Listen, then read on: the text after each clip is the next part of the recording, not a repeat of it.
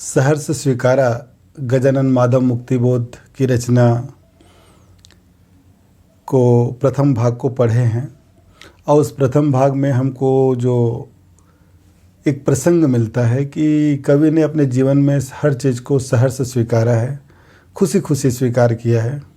और खुशी खुशी स्वीकार करने के पीछे वजह कवि ने ये बताया है कि मेरे जीवन में चाहे सुख आया हो, चाहे दुख आया हो, चाहे गरीबी आई हो, या विचारों का वैभव आया हुआ हो, या प्रेम का एक सरिता का प्रवाह हुआ हो, एक चांद मुस्कुराता हुआ जो नज़र आया हुआ है, सब कुछ मेरी उस प्रेमिका के द्वारा या मेरे उस इष्ट के द्वारा या मेरे जन्म देने वाली जन्मदात्री माँ के द्वारा दिया गया है।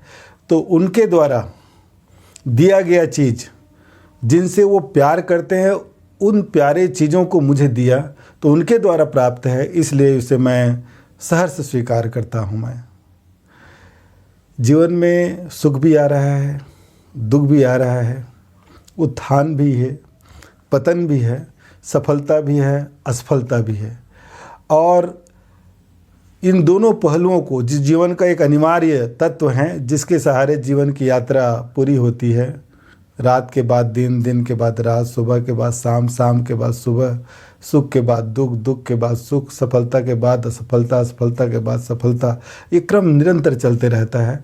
और मेरे जीवन में, कहता है कवि, मेरे जीवन में जो भी ये सब आया हुआ है मेरी प्रेमिका के द्वारा दिया गया है, मेरे परमेश्वर के द्वारा दिया गया है, मेरी जन्म देने वाली हो सकती है माँ के द्वारा दिया गया है। और ये लोग मुझे प्यार करते हैं, और ये लोग जो मुझे प्यार करते हैं तो वो जो जिनसे प्यार करते हैं उन्हीं चीज़ों को मुझे दिए हुए हैं। तो मैं, चूँकि वो प्यार करते हैं उससे और मुझे सौंपे हैं, तो उसे मैं खुशी खुशी हर्षपूर्वक स्वीकार करता हूँ।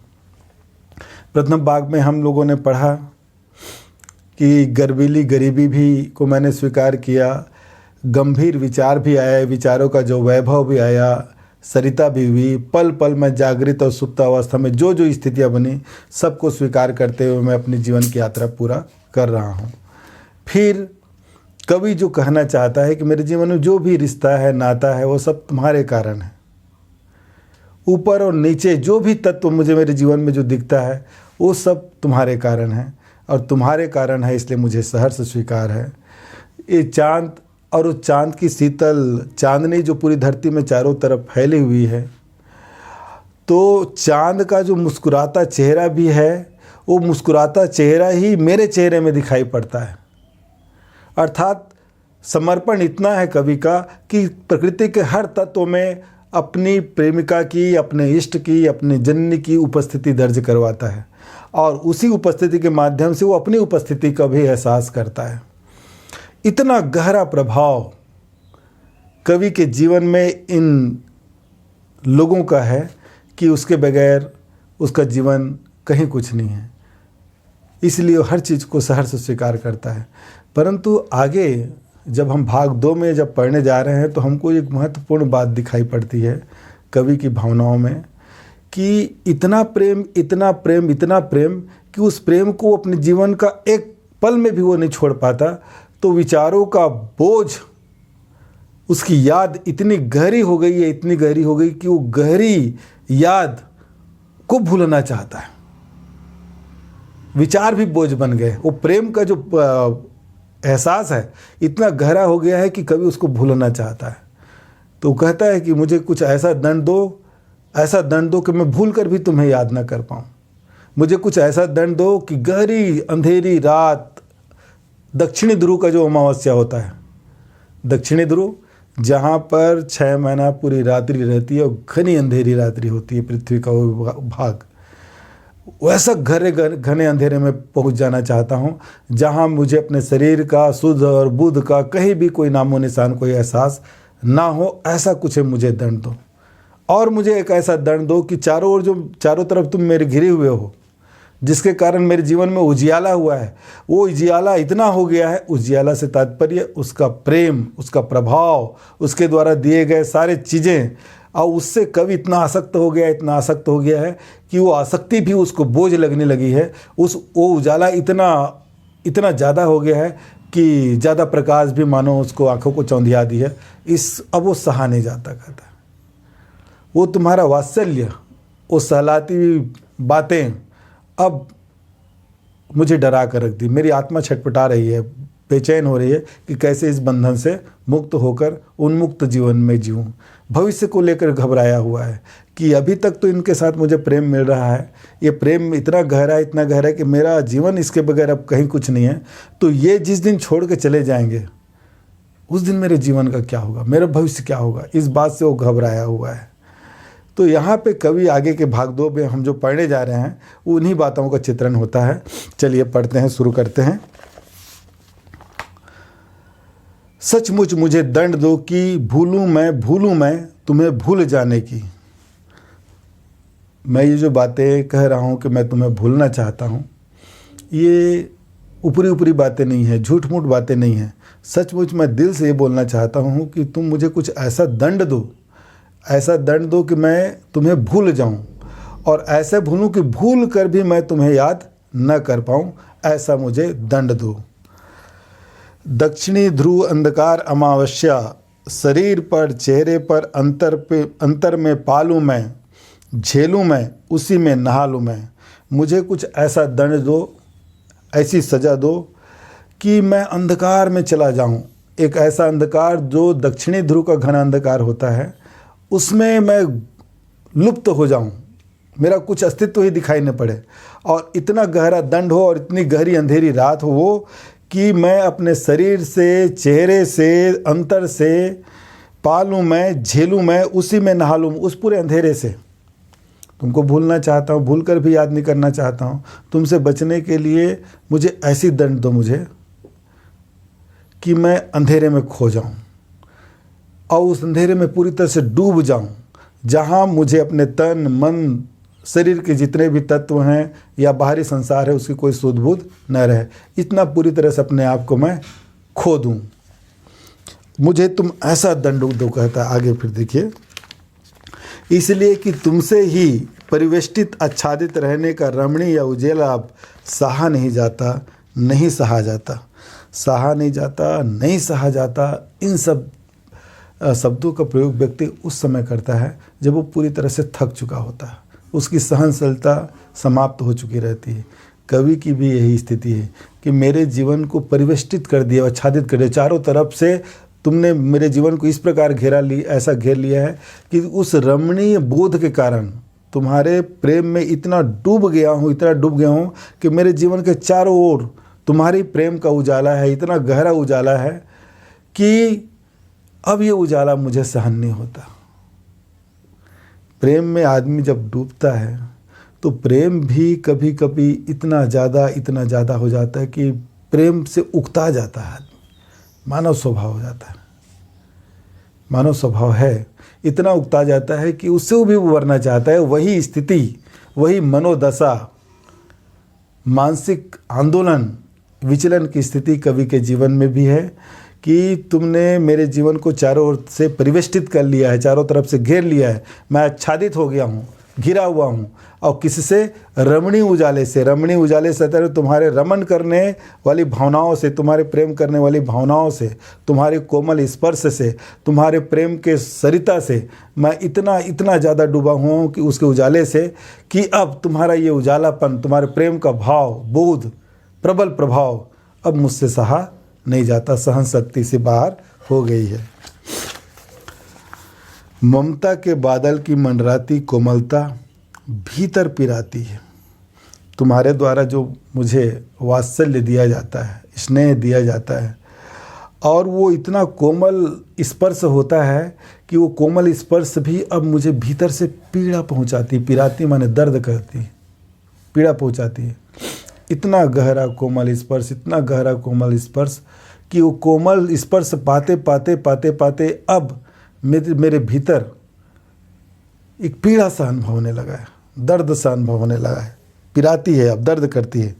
कमज़ोर और अक्षम अब हो गई है आत्मा यह, छटपटाती छाती को भव्यता डराती है, बहलाती सहलाती आत्मीयता बर्दाश्त नहीं होती है। तुम्हारी ये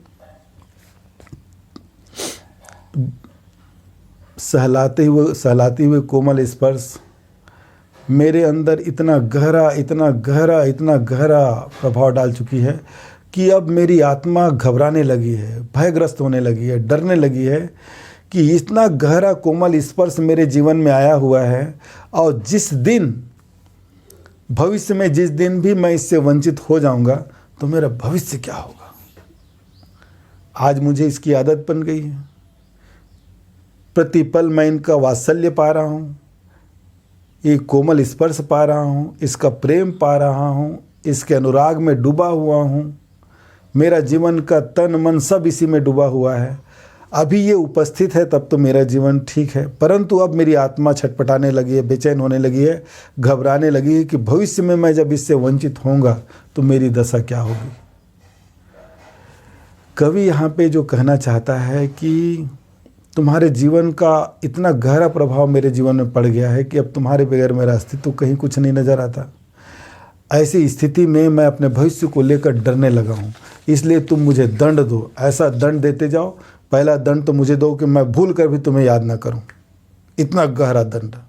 मुझे एक ऐसा दंड दो कि मैं दक्षिणी ध्रुव के गहने अंधेरे के समान में वहाँ पे जाकर अपने अस्तित्व को भूल जाऊं। ऐसा दंड दो कि तुम जो मेरे चारों तरफ से तुम्हारे रमणता का जो उजाला मेरे तरफ छाया हुआ है वो अब मुझे सहा नहीं जाता, इससे दूर कर दो मुझे। तो तुम्हारा कोमल ये वात्सल्य से भरा हुआ ये सहलाना अब मुझे सहन नहीं होता, क्योंकि तुम्हारे साथ रहते रहते मुझे तुम्हारी इतनी आदत हो गई, इतनी आदत पड़ गई है कि तुम्हारे बगैर मेरा भविष्य क्या होगा, वो भविष्य की चिंता मेरे हृदय को, मेरे छाती को बेचैन करने लगी है। फिर क्या कहता है कवि, सचमुच मुझे दंड दो कि हो जाऊं पताली अंधेरे की गुहाओं में, विवरों में, धुएं के बादलों में, बिल्कुल मैं लापता कि वहाँ भी तो तुम्हारा ही सहारा है। सचमुच, झूठ मूठ का नहीं, सचमुच मुझे दंड दो, एक ऐसा दंड हो दो कि मैं पताली अंधेरे में प्रवेश कर जाऊं। इस जमीन, इस धरती, और इस धरती के अंदर पताल, और उस पताल के अंदर अंधेरी गुफा। विवरों में कहता है कभी, विवर माने बिलों में घुस जाऊं जहां घना अंधकार होता है। धुएं के बादलों में जहां मेरा कोई अस्तित्व ही नजर आए, मैं लापता हो जाऊं। तो मैं पताल में प्रवेश कर जाऊं, ऐसा दंड तो मुझे। अंधेरे में खो जाऊं, ऐसा दंड तो मुझे। बिलों में घुस जाऊं, वहाँ भी अंधेरे जगह में अपने आप को अस्तित्व समाप्त कर दूं, वहाँ भी प्रवेश कर जाऊं। धुएं के बादलों में अपने को लापता साबित कर दूं। इतना सब होगा, उसके बाद भी मैं जानता हूँ कि वहाँ भी तुम्हारा ही सहारा है। कवि यहाँ क्या कहना चाहता है, मेरी समझ में तो यहाँ कवि ये कहना चाहता है कि मैं जीवन में कहीं भी जाऊँ, यदि इष्ट के अर्थ में यदि लेते हैं तो परमात्मा के अर्थ में लें तो बड़ा गूढ़ अर्थ देता है, बड़ा भाव व्यंजक अर्थ देता है। अर्थ ये देता है कि दुनिया में मैं दक्षिणी ध्रुव में जाऊं, पताल में जाऊं, धुएं के बादलों में खो जाऊं, कहीं भी जाऊं, तुम्हारा ये अस्तित्व मुझे सहारा देगा। क्योंकि आदमी सब जगह से भग सकता है, परमात्मा से नहीं बच सकता। वो उसकी उपस्थिति हर जगह रहेगी और हर संकट के समय में वही एकमात्र सहारा देने वाला रहता है। इसीलिए मेरा ऐसा मानना है कि उस पताल लोक में भी, उस अंधेरी गुफाओं में भी, उन घने बिलों में भी, उस धुएं के बादलों में भी कभी यदि लापता हो जाता है तो वहाँ भी इस बात का उसे बोध रहता है कि वहाँ भी केवल तुम्हारा ही सहारा होगा, तुम्हारे सहारे ही मैं अपने जीवन को जी पाऊँगा। क्योंकि इसलिए कि जो कुछ भी मेरा है या मेरा जो होता सा लगता है, होता सा संभव है, सब वह तुम्हारे ही कारण के कार्यों का घेरा है, कार्यों का वैभव है। इसलिए वहाँ भी तुम्हारा सहारा है कि मेरे जीवन में जो कुछ होता हुआ नज़र आ रहा है या जो कुछ हो चुका है या जो कुछ होने वाला है, सब कुछ तुम्हारे द्वारा किया गया है, तुम्हारे ही कार्यों का परिणाम है, तुम्हारे ही कार्यों का वैभव है जो मेरे जीवन के इर्द गिर्द चारों तरफ दिखाई देता है। बहुत अच्छी बात, ऊंची बात। कवि कह रहा है कि मेरे जीवन में जो जो कुछ भी है, दिखता है, जिस कारण से कार्य भी तुम हो, परिणाम भी तुम हो। मेरे जीवन में कार्यों के कारण जो परिणामों का जो वैभव आया हुआ है वो भी तुम्हारे ही कारण आया है और तुम्हारे ही कारण सब कुछ आया हुआ है। इसलिए मैं सहर्ष स्वीकार करता हूँ, स्वीकार करूँगा ही मैं, ये कवि कहना चाहता है। अब तक तो ज़िंदगी में जो कुछ था जो कुछ है सहर्ष स्वीकारा है, इसलिए कि जो कुछ भी मेरा है वह तुम्हें प्यारा है। अंत में कवि कहता है कि मेरे जीवन में जो कुछ भी है, जो कुछ दिखता है, हम जब प्रथम भाग को पढ़ रहे थे तो कबीरदास की वो प्रसिद्ध पंक्तियाँ हम लोगों ने चर्चा में लाई हुई थी कि मेरा मुझ में नहीं कुछ नहीं, जो कुछ है सब तोर, तेरा तुझको सौंपते क्या लागत है मोर। यही भाव कवि के हृदय में भी है कि मेरे जीवन में जो कुछ है, जो कुछ आया हुआ है, वो सब कुछ तुम्हें प्यारा है और जो कुछ तुम्हें प्यारा है वो मुझे सहर्ष स्वीकारा है, खुशी खुशी मैंने स्वीकार किया उसको। तो पूरे काव्य पंक्तियों को हम यदि समेटना चाहें तो पूरा समेटते हुए हम देखते हैं कि कवि अपने जीवन की हर स्थितियों में अपने उस इष्ट को पाता है, अपने उस प्रेमिका को पाता है या वो जन्म देने वाली उस ममतामयी माँ को पाता है और उन्हीं के कारण उनका अस्तित्व है, उन्हीं के कारण ये जीवन है और उनके बगैर वो अंतिम सहारा वही है। यद्यपि वो विरोधाभास पूर्वक कहता है कि कभी कभी ये प्रेम इतना ज़्यादा हो जाता है, ये आसक्ति इतनी हो जाती है कि प्रेम भी बोझ सा महसूस लगता है और उसे भूलने के लिए वो दंड भी मांगता है। बावजूद इसके अंत में जो कहता है कि अब मैं पाताल लोक में भी जाऊंगा, कहीं छुप भी जाऊंगा, वहाँ भी तो तुम्हारा ही सहारा है, क्योंकि मेरे जीवन में जो भी कार्य हुआ, जो भी परिणाम आया, जो कार्यों का जो वैभव दिखता है वो सब तुम्हारे कारण है और तुम्हारे कारण तुम्हें प्यारा है, इसलिए तुम्हारे कारण मुझे प्राप्त हुआ है, तो इसलिए मैं उसे सहर्ष स्वीकार करता हूँ, प्रेम करता हूँ मैं। गजानंद माधव मुक्तिबोध की ये रचना सहर्ष स्वीकारा है आज भाग 2 के साथ ही पूरा हुआ। अब इसके प्रश्न उत्तर की ओर जब देखेंगे तो पाठ के पीछे जो प्रश्न उत्तर दिए हुए हैं वो बहुत सरल हैं, उसका अर्थ तो आप लिख लेंगे। पाठ के हर पैराग्राफ से हर 4 पंक्तियों 5 पंक्तियों के बाद कवि का एक भाव निकल कर आता है। उन भावों को जब देखना शुरू करेंगे तो उसमें प्रश्न स्वतः ही निकलते जाएंगे। उन्हीं प्रश्नों को आप निकालिए और एक एक लाइन में 2-2 लाइन में उत्तर लिखते जाइए, एक एक लाइन 2-2 लाइन में उत्तर लिखते जाइए। इस प्रकार हर पैराग्राफ का आप 3-3 4-4 प्रश्न निकालते जाइए और उसको अपने कापी में लिखिए। भाषा सौंदर्य की दृष्टि से भाषा सरल सुबोध है, आसानी से समझ में आने लगती है। गुण, अलंकार, शब्द शक्ति, इसको आप अपनी प्रतिभा का परिचय देते हो इसमें लिखिए। प्रश्न क्या क्या निकल सकते हैं, मैंने जब पहला पाठ पढ़ाया था तो पाठ के बीच से कैसे प्रश्न निकलते हैं इससे मैंने अवगत कराया था। उसी प्रकार का प्रश्न निकाल कर अपने नोट्स में बनाते जाइए और इस प्रकार ये पाठ पूरा हुआ। आप लोग प्रश्नोत्तर पाठ को 2 बार 3 बार पढ़ते जाइए। ये प्याज की छिलके की तरह परत दर परत आपको अर्थ प्रदान करने वाली रचना है और उसके बाद आप जितना आप अभ्यास करेंगे उतना ही आपके उत्तर में परिष्कार होगा, सुंदरता आती जाएगी। तो प्यारे बच्चों, आज के लिए इतना।